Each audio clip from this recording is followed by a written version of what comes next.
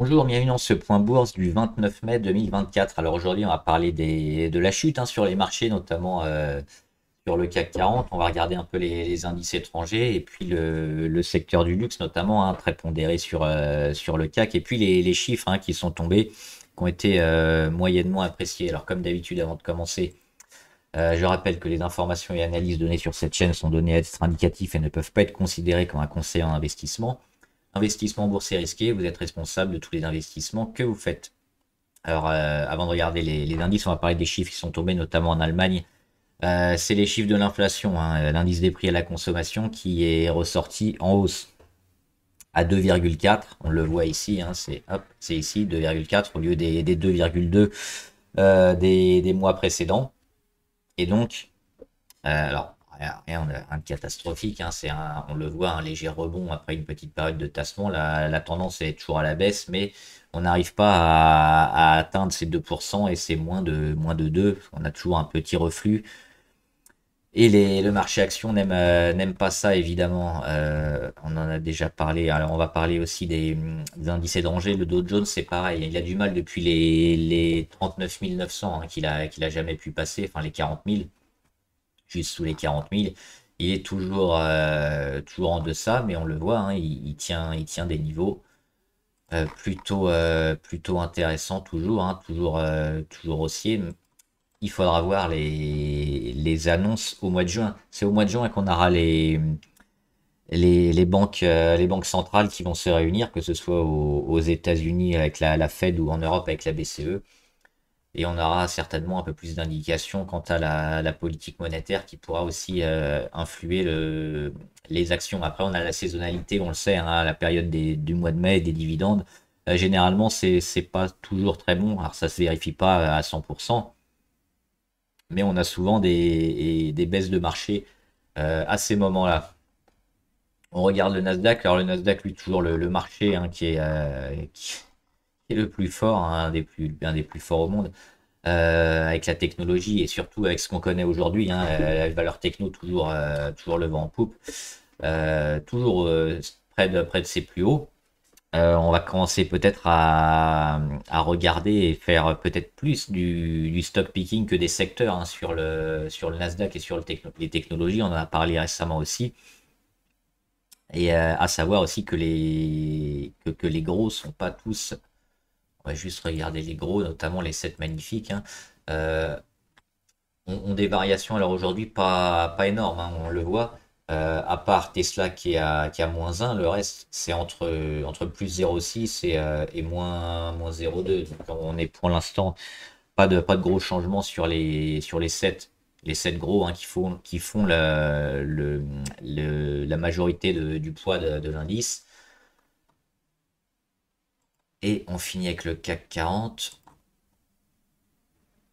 Il est là, donc on perd 1,5 et c'est ce qu'on disait hier. On était en train de jouer un peu ces 8100 et aujourd'hui on l'a lâché clairement. Alors on va revoir ce qui s'est passé aussi avec le luxe.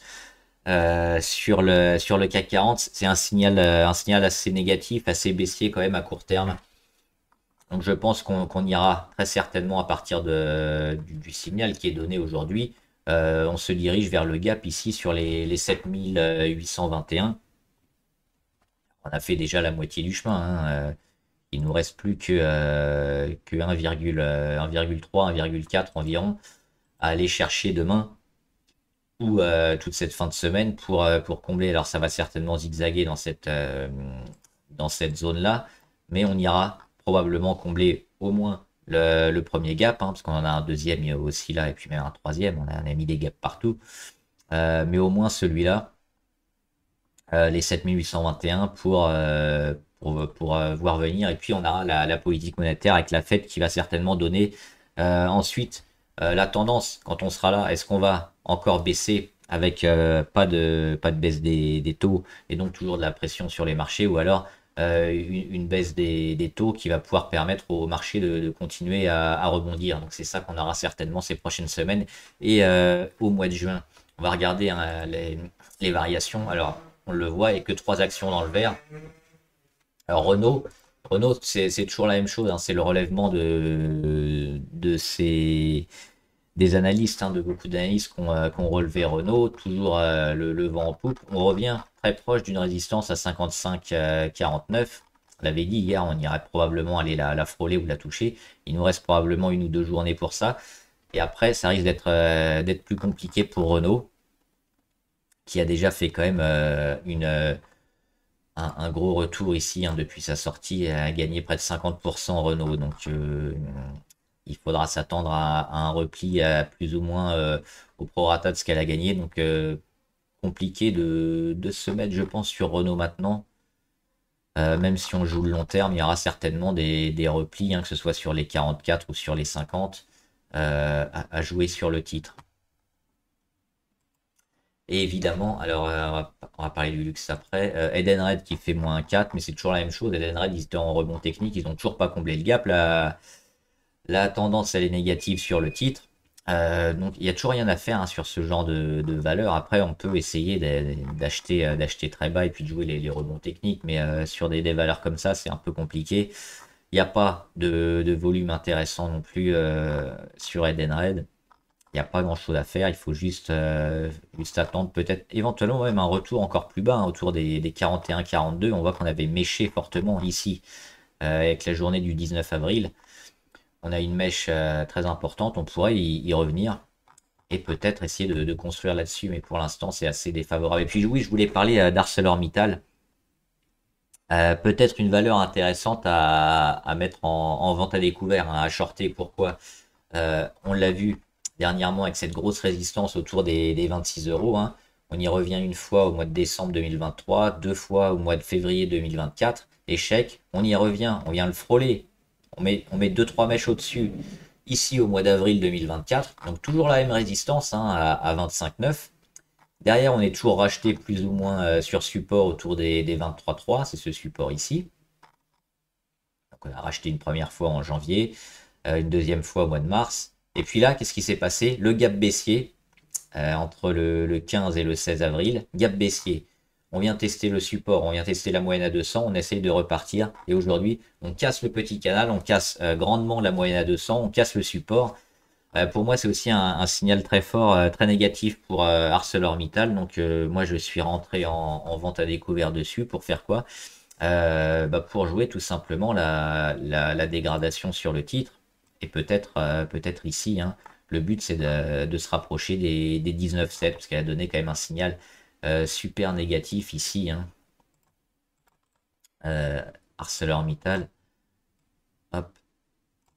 Donc a priori, ce serait quand même une séquence de baisse qui nous attend, à confirmer, parce que on peut toujours aussi réagir fortement demain après-demain. Si c'est pas le cas, si on voit qu'on n'arrive pas à repasser les 23,3 rapidement, il faudra jouer la baisse sur Arcelor et une zone peut-être assez proche des 20. On va parler du luxe évidemment avec LVMH et Hermès. Alors LVMH, on l'avait dit, hein, ils étaient sur support, ils ont cassé aujourd'hui, donc là aussi gros signal de faiblesse qui va entraîner tout le CAC, parce que LVMH c'est plus de 15%, hein, du CAC 40 en pondération. Et donc l'objectif c'est le même ici sur LVMH, c'est d'aller probablement combler le gap sur les 682. Il y a environ 6%, hein, encore à perdre, éventuellement sur l'action du luxe. Donc elle va peut-être pas y aller directement, mais avec ce signe-là, on peut avoir même une tentative de redépassement ici de la résistance avec un échec. Puis enfin une consolidation plus ou moins longue. Mais le but, il est le même, hein, c'est d'aller chercher maintenant le gap et le support, parce qu'on a bien affaibli la tendance. On va regarder Hermès. Hermès aussi, on le sentait venir. Ils avaient cassé dernièrement ici avec le chandelier du 22 mai, hein. Hop, on avait cassé fortement là, un petit support intermédiaire. Derrière, qu'est-ce qu'on fait? On n'arrive pas à revenir, on fait un échec hier en dessous, et puis là on continue de dégrader. Donc le but, ça va être de revenir à minima autour des 2082, je pense. Donc on peut oublier, hein, le premier scénario de sortie, et peut-être un peu plus bas, hein, sur les 2014, qui sont un super support pour le long terme. Donc c'est vraiment quelque chose de très fort. On l'a vu, échec au mois de mai 2023, échec au mois de juillet 2023, échec au mois de décembre 2023. On le casse enfin au mois de février 2024. On va peut-être y revenir. C'est une zone charnière sur le titre. Et si on y revient, ce sera probablement à acheter pour tenter le rebond et le retour du secteur du luxe. Pour l'instant, évidemment, à court terme, on est plutôt très négatif sur ces deux valeurs-là. Et c'est tout. Et il y avait une autre. Ah oui, je voulais faire aussi quelques valeurs dont on parle pas souvent. J'avais oublié de la faire hier. C'était CGG qui a changé de nom, qui s'appelle Viridien. Alors ils sont spécialisés notamment dans le secteur sismique pour le pétrole. Et ils vont un peu changer un peu leur stratégie. Ils vont devenir un peu plus verts. Ils vont changer aussi pas de cœur de métier, mais presque, hein. C'est une valeur technologique. Enfin, technologique dans le sens technique plutôt, mais pas forcément. Ils vont pas forcément continuer leur travail dans le pétrole à 100%. Donc sur Viridien, il y a un gros souci aussi de dette. On le voit, hein, le cours à moyen long terme, il est baissier. C'est dommage parce qu'on avait ici cette belle phase de congestion, hein, ici. Voilà, c'est pas la forme d'une ellipse, mais entre le début ici, les plus hauts, de plus en plus bas, le rachat sur support, on aurait dû casser vers le haut, on l'a pas fait, on a cassé vers le bas. Maintenant, on revient un peu, on revient avec un gap. C'est super spéculatif aussi, mais les pourcentages sont assez énormes. On le voit depuis le gap ici, elle a gagné 30% en 2 semaines ou 3 semaines. C'est une valeur à moins d'1 euro, c'est une valeur très endettée. Donc il faut faire attention, mais sur du court terme, ça peut être intéressant de jouer les mouvements quand on voit arriver quand même des supports plutôt intéressants. Donc là aussi, sur Viridien, l'ex CGG, si on revient ici, qui a une zone bien marquée, bien forte, les 0,54, ça pourrait être intéressant de les racheter. On a eu également la moyenne à 200 hein, qui sera pas loin. Alors elle va mettre un peu de temps quand même à se retourner. Mais ça peut être une ligne un peu spéculative, plutôt intéressante à suivre. Voilà, j'espère que la vidéo vous a aidé. N'hésitez pas à me poser vos questions en commentaire. J'y répondrai. Bon trade, à plus!